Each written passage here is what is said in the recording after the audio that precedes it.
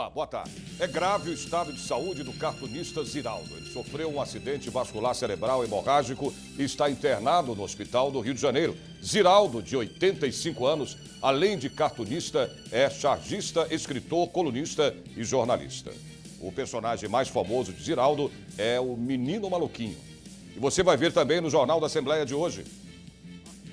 Profissionais de diversas áreas recebem aqui no Parlamento o prêmio oferecido pela Federação Brasileira dos Acadêmicos de Ciências, Letras e Artes do Brasil. Nova lei em vigor determina que taxas de segurança da Polícia Militar sejam repassadas diretamente ao Corpo de Bombeiros. Projeto de lei quer filtrar informações da internet para proteger alunos das escolas paulistas. A partir de agora, no Jornal da Assembleia.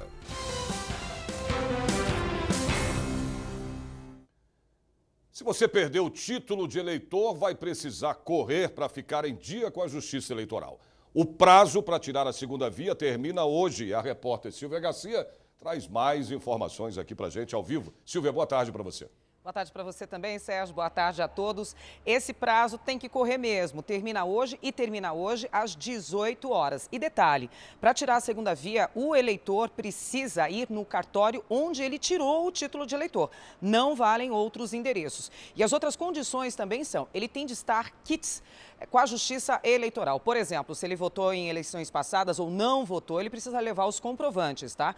E no caso disso, se ele não votou e não justificou, tem multa para pagar, tá, Sérgio? Então é melhor ir com dinheiro no bolso. Essas multas podem variar de R$ 1,05 até R$ 35,14, Sérgio. Vamos correr, né? Obrigado, Silvia. Em São Paulo, quase metade dos eleitores vai usar a biometria pela primeira vez daqui a 9 dias. Mas e se der algum problema na hora de votar, hein? É o que explica pra gente agora aqui no Jornal da Assembleia a repórter Érica Rezende. Boa tarde para você, Érica.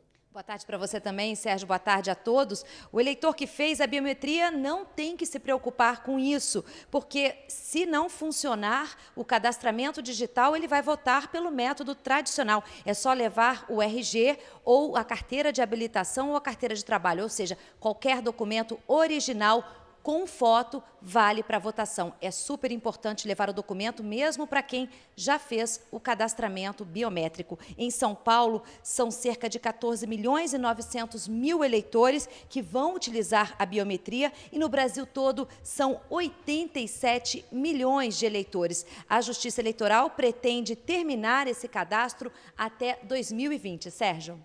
Obrigado aí pelas suas informações, Érica. Há 9 dias do primeiro turno das eleições, o IBOPE divulgou mais uma pesquisa de intenção de votos para a presidência da República. Desta vez, encomendada pela Confederação Nacional da Indústria, a CNI. Veja aí o resultado. O candidato Jair Bolsonaro mantém a liderança com 27% das intenções de votos. Fernando Haddad vem em seguida, com 21%. A diferença caiu para 6 pontos. Ciro Gomes é o terceiro, com 12%. Geraldo Alckmin tem 8%, Marina Silva 6%, João Amoedo tem 3%, com 2% estão empatados Álvaro Dias e Henrique Meirelles. Guilherme Boulos aparece com 1% do total. Os candidatos Cabo Daciolo, Vera Lúcia, João Goulart Filho e José Maria Imael não pontuaram.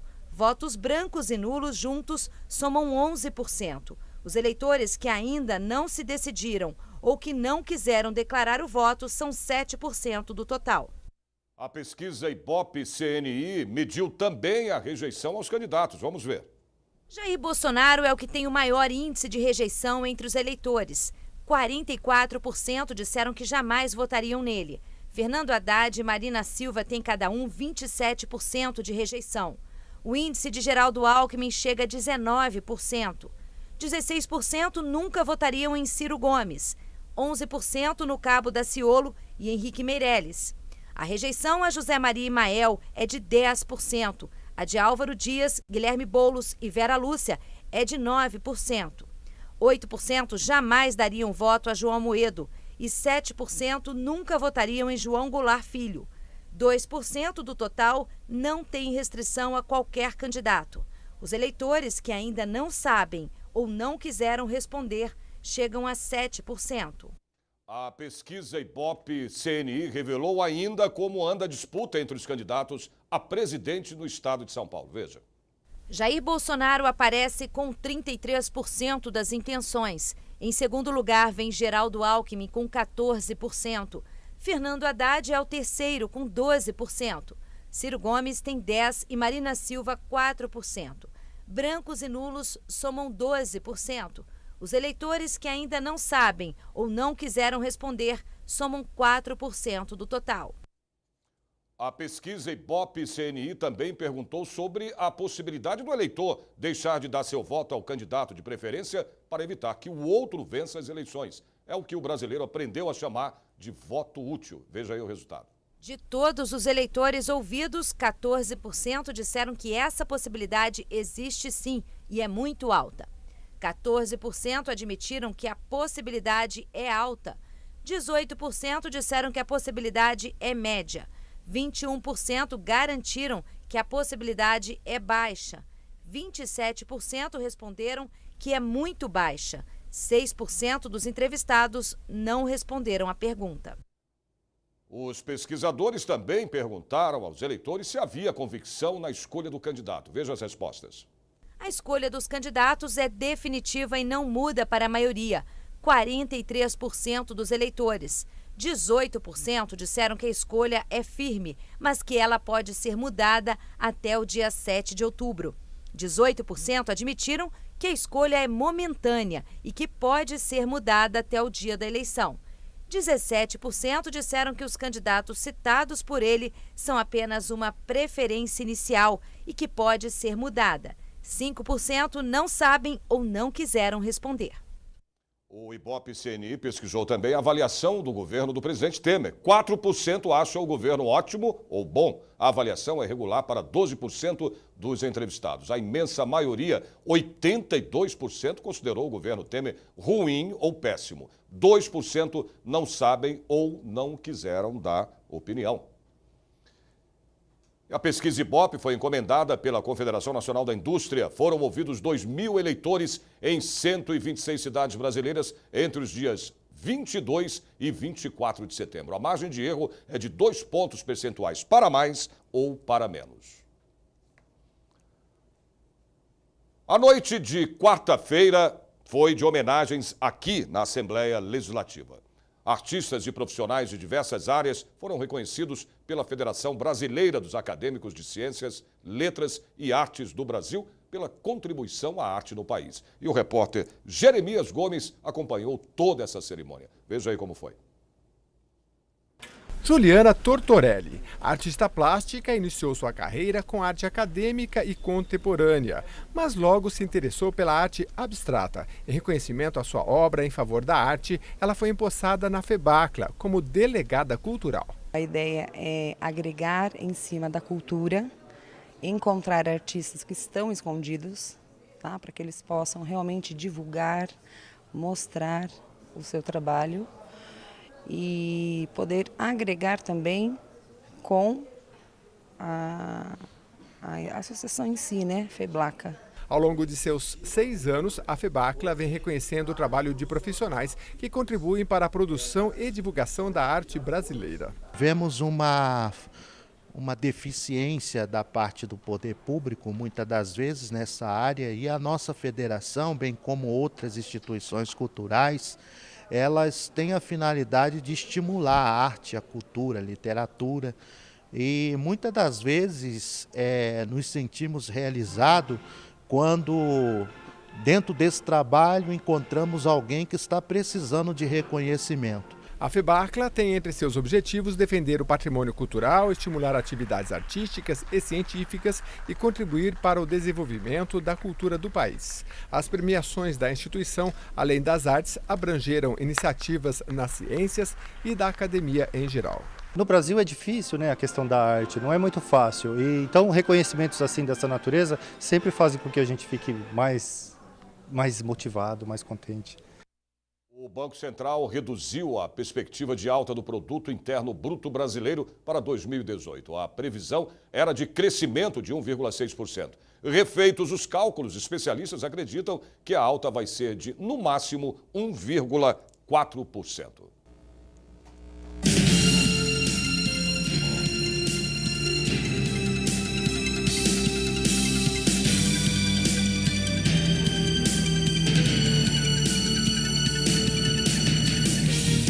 Depois do intervalo, você vai conhecer detalhes de uma lei criada aqui na Assembleia Legislativa que determina que a verba das taxas de segurança da Polícia Militar seja repassada diretamente ao Corpo de Bombeiros. Nós voltamos em um minutinho, até já.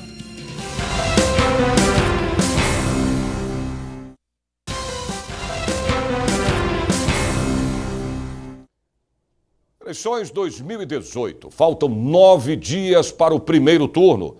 Mais de 500 mil brasileiros vão votar para presidente da República fora do país. Quem traz mais informações para a gente ao vivo agora é a repórter Érica Rezende. Érica, você.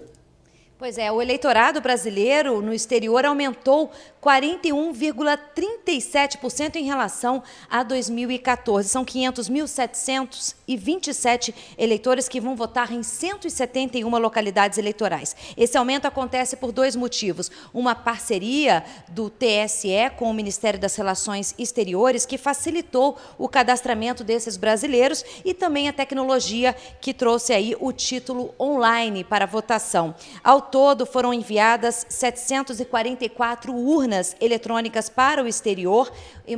A cidade que vai receber o maior número de urnas é Boston, nos Estados Unidos. Em segundo lugar, Miami. E a terceira cidade com o maior número de brasileiros aptos a votar nessas eleições é Tóquio, no Japão. Sérgio. Ok, Érica, obrigado.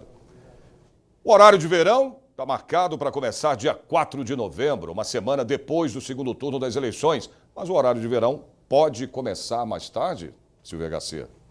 Exatamente, Sérgio. Pode começar mais tarde. E sabe quem foi que fez esse pedido para o governo federal? Foi o MEC, por causa do Enem. É que essa data do dia 4 de novembro coincide com a data da primeira prova do Enem. E aí poderia confundir vários alunos, já que os relógios seriam adiantados, mudariam de hora, né? Muita gente poderia chegar ou atrasado ou adiantado e aí perder a prova. Lembrando que essas provas do Enem acontecem em 2 domingos este ano. A primeira dia 4 de novembro e a segunda dia 11 de novembro. Agora, sobre esse pedido do MEC para o governo federal e a resposta, Sérgio, o governo ainda não deu. Então, o que a gente vai fazer é aguardar. Volto com você, Sérgio. Perfeito. Obrigado, Silvia. Quando acontece uma tragédia, como incêndios e desabamentos, por exemplo, os bombeiros sempre aparecem em ação para salvar vidas, amenizar a dor e recolocar a cidade em funcionamento. Mas para ajudar a população, eles também precisam de verbas suficientes. Por isso, já está em vigor uma lei criada aqui na Assembleia Legislativa que obriga as verbas da Polícia Militar destinadas aos bombeiros que sejam repassadas diretamente a essa corporação, né? Vamos saber agora na reportagem da Carla Francisco. Para comprar viaturas, investir em equipamentos e capacitação profissional dos policiais do Corpo de Bombeiros, é preciso contar com o orçamento destinado à Polícia Militar. Pela proposta, o valor arrecadado com a taxa de segurança contra incêndios, emergências e credenciamentos passa a ser destinado diretamente a um fundo da corporação e não mais à Polícia Militar. Segundo o porta-voz do Corpo de Bombeiros, o capitão Marcos Palumbo, a medida vem ao encontro de uma solicitação antiga que tem o apoio do governo, da Assembleia Legislativa e da própria polícia. Esse fundo hoje e no futuro próximo, ele vai fazer com que o Corpo de Bombeiros tenha melhores condições. E as melhores condições do Corpo de Bombeiros, elas são sempre para atendimento à população. Em todo o estado de São Paulo, o Corpo de Bombeiros atende 178 cidades com 270 postos. Em 2017, foram 639 ocorrências e 255 mil pessoas foram salvas pela corporação. Acho que é uma das únicas instituições que a população confia. Acho que o trabalho é excelente. Toda vez que o pessoal precisa, está sempre atendendo. Pelo menos, às vezes que eu precisei, foi sempre bem atendido. Eu achei excelente, nota 10. Sobre a destinação direta da verba, que gira em torno de 50 milhões por ano, as pessoas classificam como justo e necessário. Como instituição é respeitada e acho que eles precisam de recursos, né, para continuar o trabalho bem feito. Mas o dinheiro mesmo só virá em 2020. A gente sabe que a gente depende muito dos equipamentos, então certamente daqueles municípios que tiverem condições de manter umas taxas que são próprias, que já existem, elas vão continuar sendo aplicadas nesses municípios. A gente certamente vai poder socorrer alguns municípios que não têm condições de manter o serviço. Então, dessa forma, a gente vai aplicar de acordo com a nossa programação, mas certamente investir em equipamentos que eles vão nos auxiliar demais nesse tipo de operação. O Índice Geral de Preços do Mercado, IGPM, cálculo usado para reajuste de aluguel, subiu 1,52% em setembro. Do começo do ano até agora, o índice acumulado é de 8,29%. O IGPM é calculado pela Fundação Getúlio Vargas. Pelo 5º ano consecutivo, a Assembleia Legislativa de São Paulo recebeu uma aula magna sobre turismo. O evento reuniu estudantes, professores e especialistas da área. No Brasil, o turismo representa mais de 3% do PIB e emprega 10 milhões de pessoas. A aula faz parte do programa de mestrado da USP. O turismo é uma atividade econômica, social, que interessa a toda a sociedade, né? Então, sempre nós fazemos a aula magna. A aula magna é a primeira aula mais importante, né? A aula mais importante do ano no programa. A gente traz para a Lesp, com o apoio de toda a Assembleia, justamente para chamar a atenção do poder público o tema do turismo. Esta é a segunda vez que a Ana vem até a Assembleia Legislativa para uma aula assim. Já trabalhou na área por alguns anos e agora quer voltar. Em alguns meses, se forma no mestrado. Eu fazia agenciamento de viagens. Eu acho assim, no Brasil, então a gente tem alguns problemas, mas eu acho que a gente como profissional tem desafios de contorná-los, né? Tá legal, eu gosto de trabalhar na área, eu acho que é uma área muito promissora. O tema da aula deste ano foi o lugar da hospitalidade numa reflexão crítica do desenvolvimento. Eu acompanho muito iniciativas em que a população local é envolvida em empreendimentos turísticos. Eu tenho como exemplo a querida cidade lá de Bonito, no Mato Grosso do Sul, que não é bonita, é linda. E uma das coisas bonitas que eles fazem lá, interessantes, é criar dispositivos para que a população local possa participar dos empreendimentos turísticos, né? Todo mundo que viaja, todo mundo que curte o turismo percebe como que esse tipo de integração é importante e ao mesmo tempo é difícil de ser feito, né? Mas nós temos que fazer. Hoje, o turismo envolve vários tipos de serviços de forma direta e indireta. Em 2015, foi uma das atividades econômicas que mais contribuíram no país. Um dos temas debatidos foi o turismo religioso, uma modalidade que chega a movimentar mais de 15 bilhões de reais por ano aqui no país. É um nicho de mercado que tem se destacado cada vez mais, a exemplo de Aparecida e outras denominações religiosas. O Estado de São Paulo é um dos pioneiros em ter uma comissão, um núcleo que se chama Interreligioso, ligado à Secretaria de Defesa e Justiça, onde se reúne mais de 30 denominações religiosas para que a gente possa não discutir doutrina, mas fazer com que esses atrativos e essas suas gestões estejam verdadeiramente em sintonia com aqueles que fazem a gestão no seu município e principalmente no Estado. Morreu hoje em Brasília o ex-governador do Distrito Federal, Joaquim Roriz. Ele tinha 82 anos. Roriz sofreu um choque séptico por causa de complicações de uma infecção pulmonar. Joaquim Roriz deixou mulher, 3 filhas e 4 netos.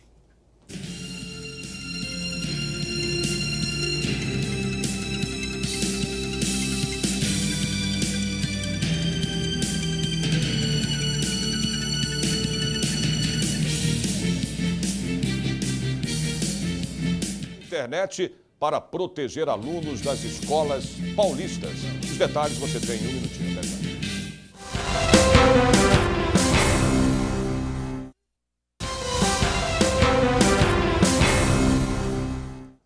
O Conselho Regional de Medicina de São Paulo divulgou um número para deixar qualquer um preocupado. Eu volto a conversar ao vivo com a repórter Érica Rezende para saber, né, Érica, que números são esses? São preocupantes mesmo, Sérgio. 40% dos recém-formados em medicina foram reprovados no exame do CREMESP. 70% desses alunos, eles não sabem medir a pressão e 86% erraram na abordagem de socorro a vítimas de acidentes de trânsito, ou seja, procedimentos básicos aí, né? Esse exame, já realizado há 14 anos pelo CREMESP e é feito por alunos de 6º ano e recém-formados no curso de medicina. Ele não é obrigatório, mas segundo o CREMESP, ele é importante para que a faculdade possa avaliar as áreas com maior dificuldades. E só para lembrar que alguns hospitais de nome aqui em São Paulo usam esta nota como critério de avaliação para a prova de residência. Sérgio. Obrigado, Érica. As agências da Caixa Econômica Federal vão abrir 2 horas mais cedo para atender quem ainda não fez os saques do fundo PIS/PASEP. Silvia Garcia. Olha, Sérgio, esse saque tem prazo para terminar e é amanhã, sexta-feira, dia 28. Como está curto esse prazo de hoje para amanhã, a Caixa resolveu abrir as agências 2 horas mais cedo. Isso já aconteceu hoje e vai se repetir amanhã. Lembrando que até o dia 21 de setembro, 4,5 milhões de beneficiários não foram resgatar o PIS/PASEP. E quem pode resgatar tem de ir até amanhã, sexta-feira. Lembrando que, Sérgio, quem tem menos de 60 anos e não conseguir fazer isso neste prazo, até amanhã, dia 28, vai poder sacar depois. Mas aí ele vai ter de justificar e uma dessas justificativas aceitas é motivo de internação por causa de doença. Mas calma que não é assim. Não é chegar com a justificativa e pegar e resgatar aí o PIS/PASEP. Ele vai ter de esperar o governo abrir uma nova data para esse saque. Sérgio. Ok, obrigado pelas suas informações, Silvia. O acesso à internet nas escolas faz parte do processo de aprendizagem moderno, mas é preciso garantir segurança para as crianças e adolescentes para navegar na rede.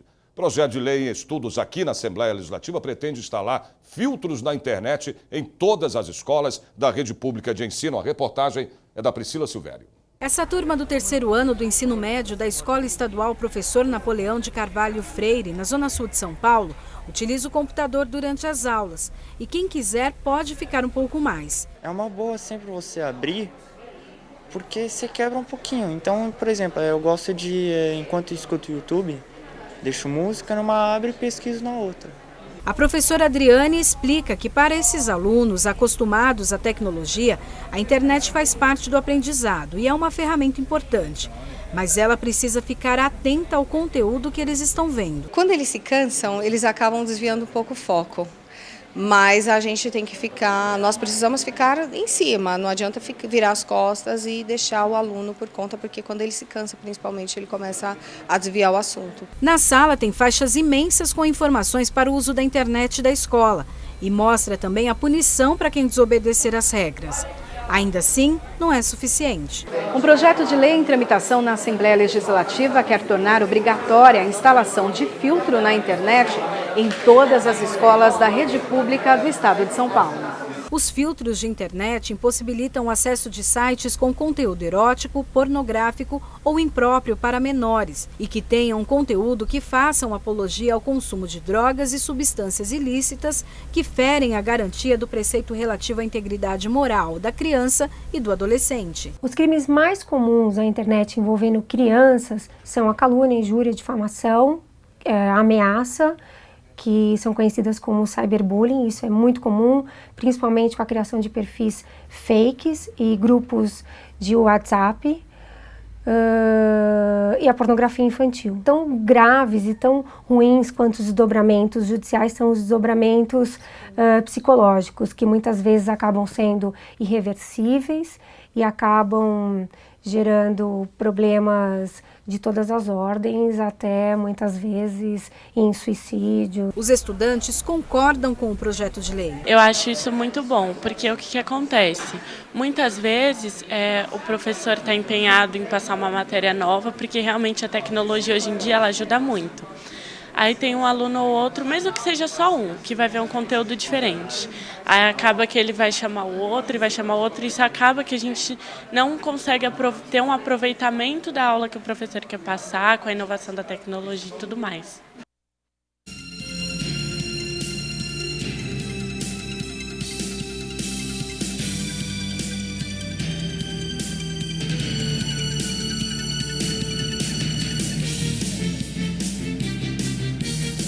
A Assembleia desta quinta-feira termina aqui. A gente se vê de novo amanhã a partir do meio-dia. Até lá e ótima tarde para você.